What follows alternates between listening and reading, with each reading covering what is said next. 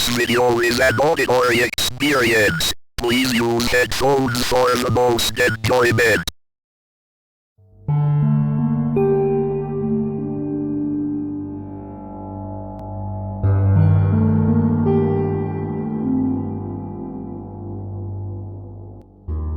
Do you have something that you truly, relentlessly desire? Despite your state of life, is there something else that you would go completely to the end of the world to get? Well, lucky for you, there is a way to achieve what you're looking for, and you won't need to go to the end of the world to get it. But you will need to go somewhere, and the place may be too out of reach for some. It's not far away, closer than one may believe, but there's requirements that some individuals may not possess. First, whatever it is that you seek, you must know that you must seriously desire what you want. In your eyes, it should be something you need. If you begin the journey without the correct state of mind, you will surely fail, as it will be near impossible to turn back once the journey starts. The second requirement is that you will need a vehicle of some sort. Most use a car as it is the most comfortable choice.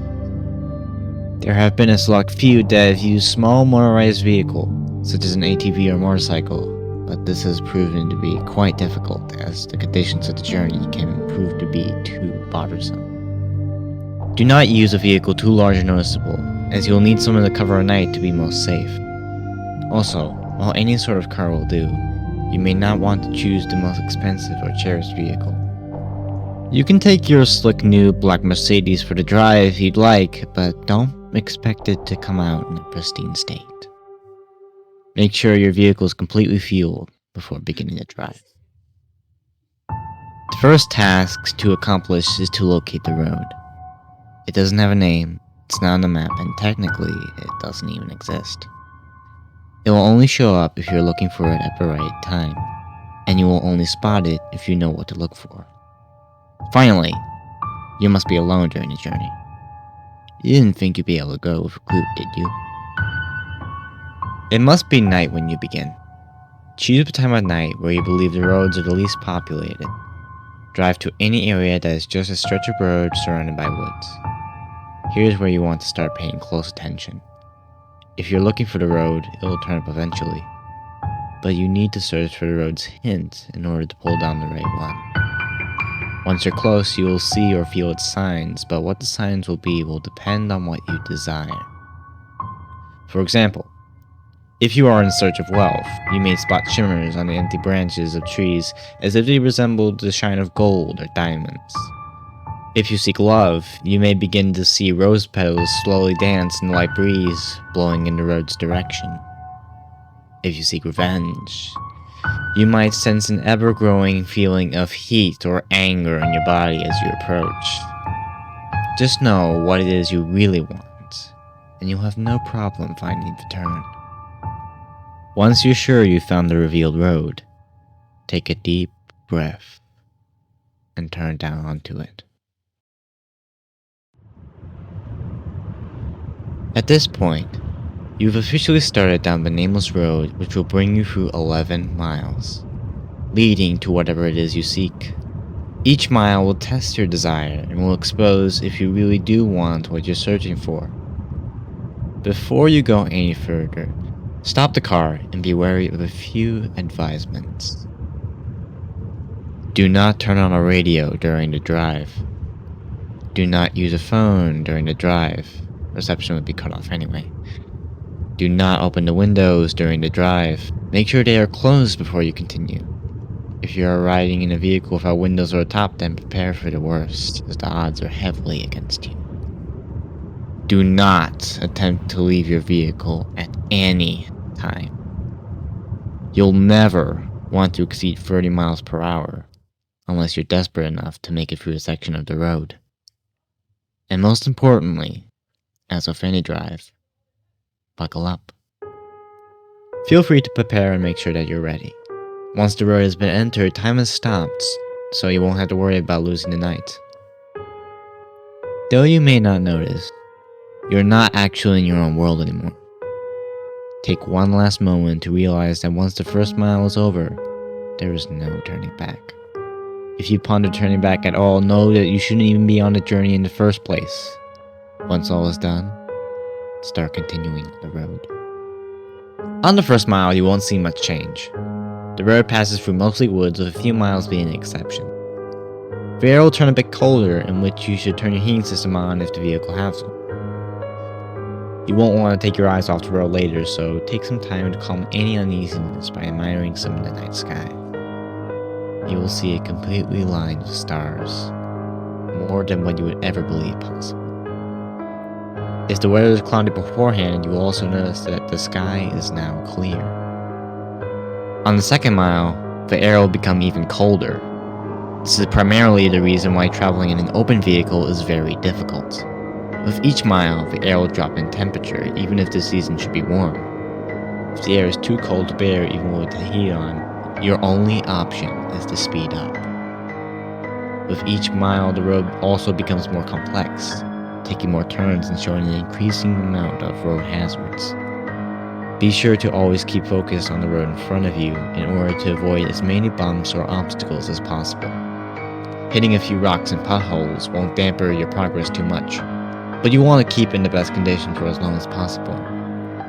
If your vehicle is forced to stop because of damage, then there's nothing left you can do but eventually freeze to death.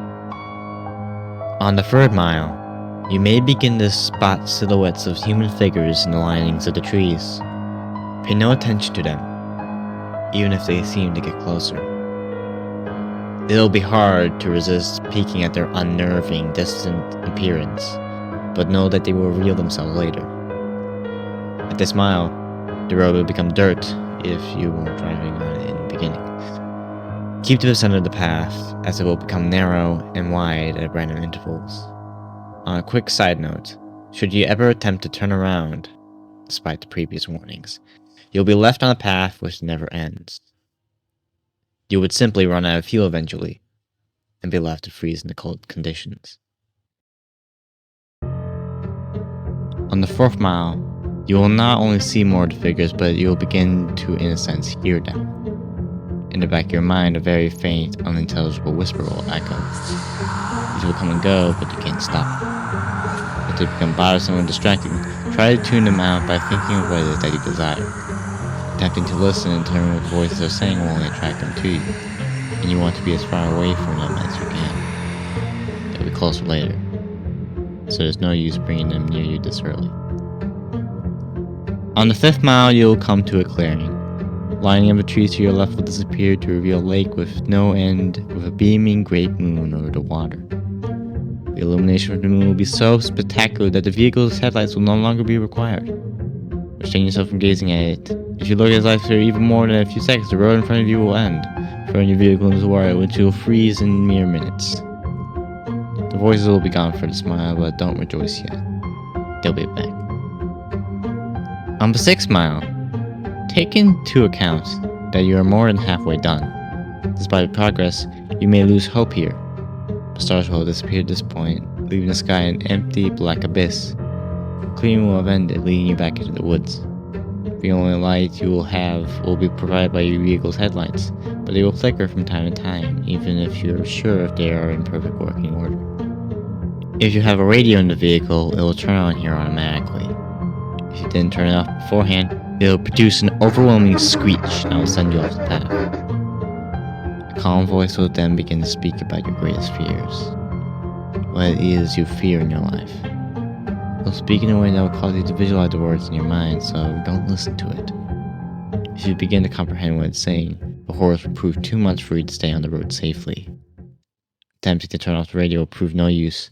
Speed up if you need to, just keep your mind off the voice for as much as you can.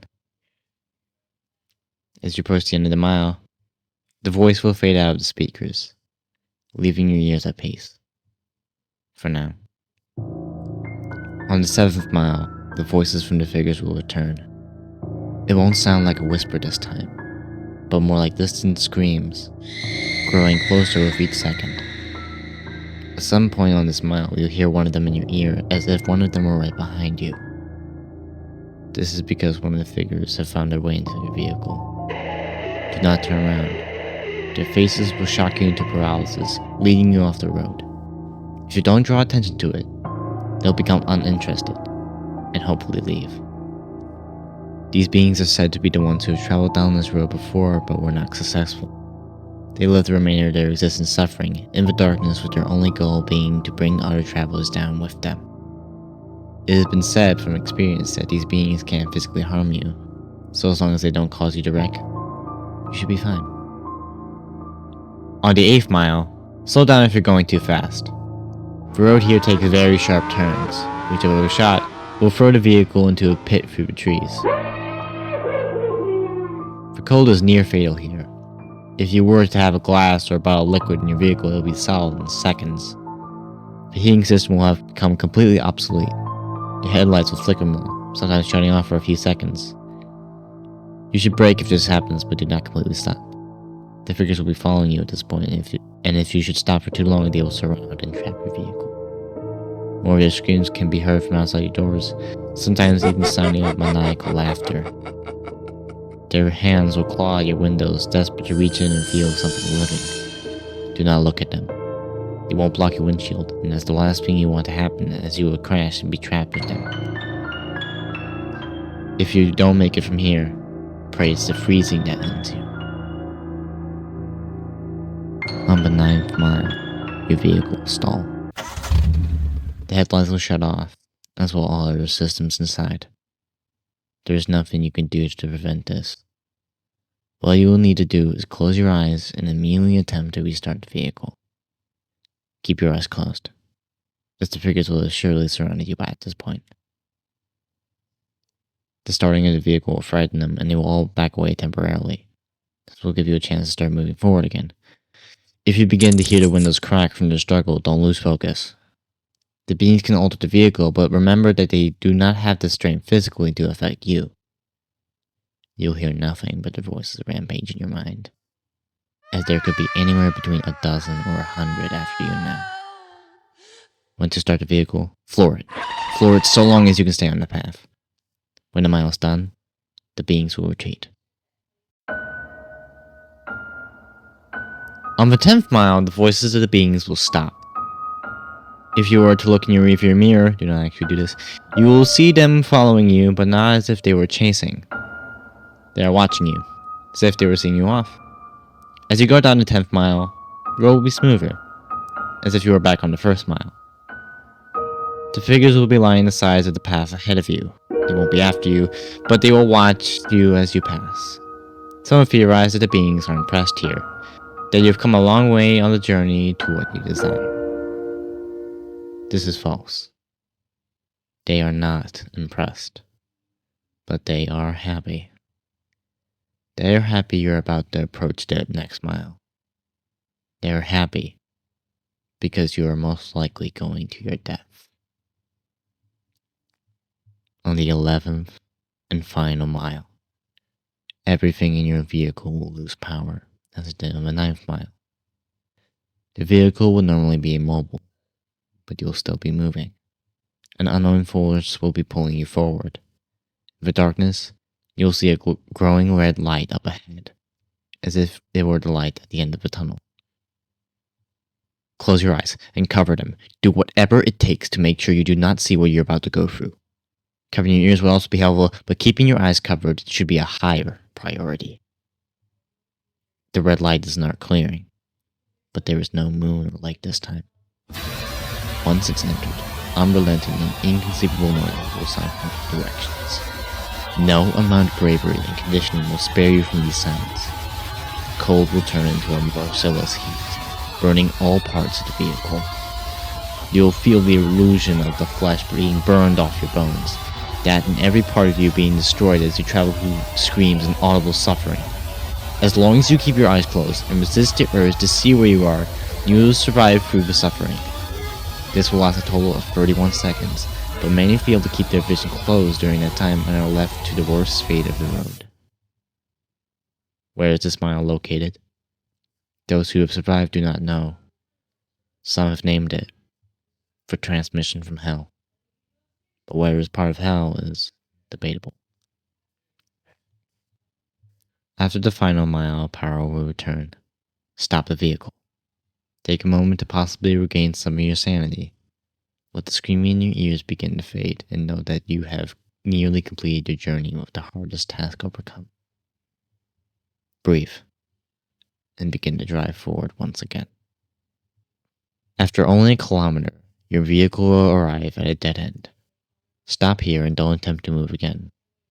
Nothing will happen right this second, but do not be disappointed. Relax and close your eyes. Imagine in your mind what it is you desire the entire time. It'll most likely be the same as when you entered, but with some, this desire may actually change through making this journey. Think about what it was when you went through such terrifying and difficult means to acquire, and imagine processing it in your hands. Once you have completely visualized this, slowly open your eyes. You will then find yourself at the beginning of the unnamed road where you first began. This may confuse you, but know that you are finished. Your task is done. Your mind will then obviously turn to your reward. If what you desired is material, check in the back seat or in the trunk if the object is larger. If the object was small enough, it might already be in your pocket. If what you desired was not material, then do not be disappointed if the change is not immediate. Turn back to where you came from, and what you will find in your life, and you will find in your life what you wanted is there. You may have found the love of your dreams. You may have gained unnatural and unimaginable power. You may have put your most hated enemy to the most satisfying revenge possible. You'll have no doubt gained what you deserve. So now that the task is done, what's the catch? Is your vehicle cursed? Is there something you're about to lose? Is your death imminent? The answer to all is no, of course. You've done the challenge. You've proved worthy of what you desire. As stated before, the sounds of the 11th mile will continue to exist in your mind, potentially causing you some vivid and unusual nightmares, but these should prove as nothing compared to what you've gained. Now, one last question. Is there something else you desire? Are you not yet satisfied? After all, you're left right back where you started. The road's right in front of you. So you up for another drive? If so, buckle up and just move forward.